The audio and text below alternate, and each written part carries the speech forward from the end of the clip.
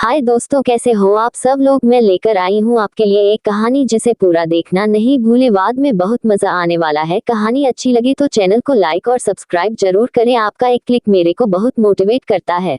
एक नगर में एक लालची आदमी रहता था। अपार धन संपदा होने के बाद भी उसे हर समय और अधिक धन प्राप्ति की लालसा रहती थी।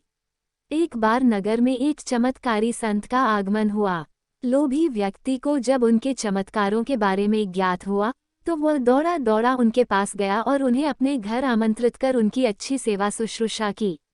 सेवा से प्रसन्न होकर नगर से प्रस्थान करने के पूर्व संत ने उसे 4 दीपक दिए।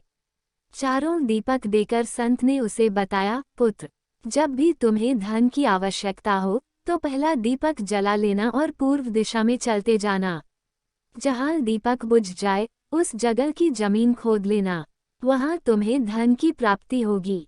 उसके उपरांत पुनः तुम्हें धन की आवश्यकता हुई तो दूसरा दीपक जला लेना, जिसे लेकर पश्चिम दिशा में तब तक चलते जाना जब तक वह बुझ ना जाए। उस स्थान से जमीन में गड़ी अपार धन संपदा तुम्हें प्राप्त होगा।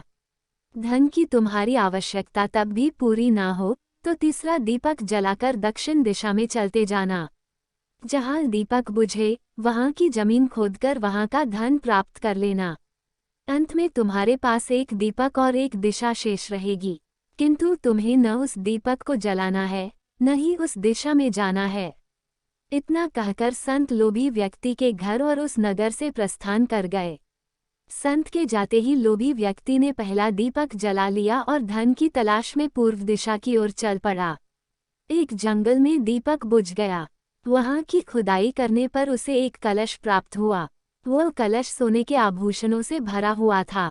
लोभी व्यक्ति ने सोचा कि पहले दूसरी दिशाओं का धन प्राप्त कर लेता हूँ, फिर यहाँ का धन ले जाऊंगा।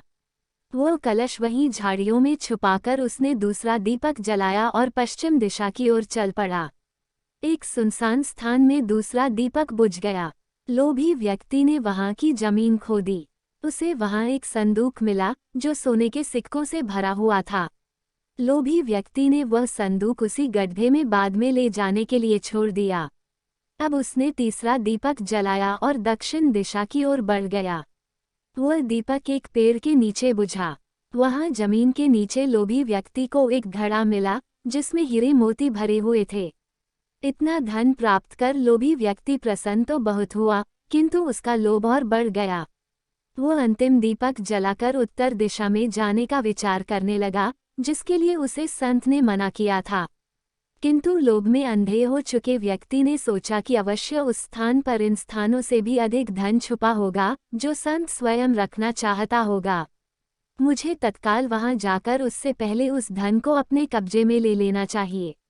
उसके बाद सारा जीवन मैं ऐशो आराम से बिताऊंगा। उसने अंतिम दीपक जला लिया और उत्तर दिशा में बढ़ने लगा।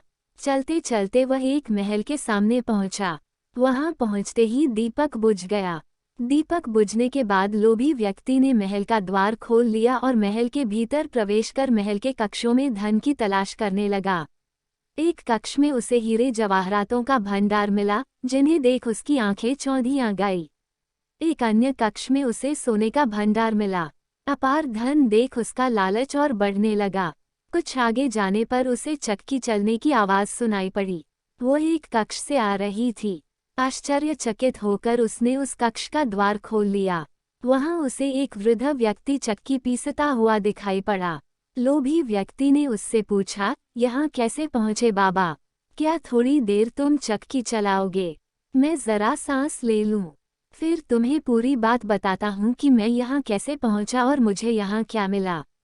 वृद्ध व्यक्ति बोला। लोभी व्यक्ति ने सोचा कि वृद्ध व्यक्ति से यह जानकारी प्राप्त हो जाएगी कि इस महल में धन कहाँ कहाँ छुपा है, और उसकी बात मानकर वह चक्की चलाने लगा। इधर वृद्ध व्यक्ति उठ खड़ा हुआ और जोर जोर से हंसने लगा। उसे हंसता देख लोभी व्यक्ति ने पूछा, ऐसे क्यों हंस रहे हो? ये कहकर वह चक्की बंद करने लगा। अरे अरे, चक्की बंद मत करना, अब से ये महल तेरा है। इस पर अब तेरा अधिकार है और साथ ही इस चक्की पर भी। ये चक्की तुम्हें अब हर समय चलाते रहना है, क्योंकि चक्की बंद होते ही ये महल ढह जाएगा और तू इसमें दबकर मर जाएगा। गहरी सांस लेकर वृद्ध व्यक्ति आगे बोला, संत की बात ना मानकर मैं भी लोभवश आखिरी दीपक जलाकर इस महल में पहुंच गया था। तब से यहाँ चक्की चला रहा हूँ। मेरी पूरी जवानी चक्की चलाते चलाते निकल गई। इतना कहकर वृद्ध व्यक्ति वहां से जाने लगा। जाते जाते ये बताते जाओ कि इस चक्की से छुटकारा कैसे मिलेगा। लोभी व्यक्ति पीछे से चिल्लाया, जब तक मेरे और तुम्हारे जैसा कोई व्यक्ति लोभ में अंधा होकर यहाँ नहीं आएगा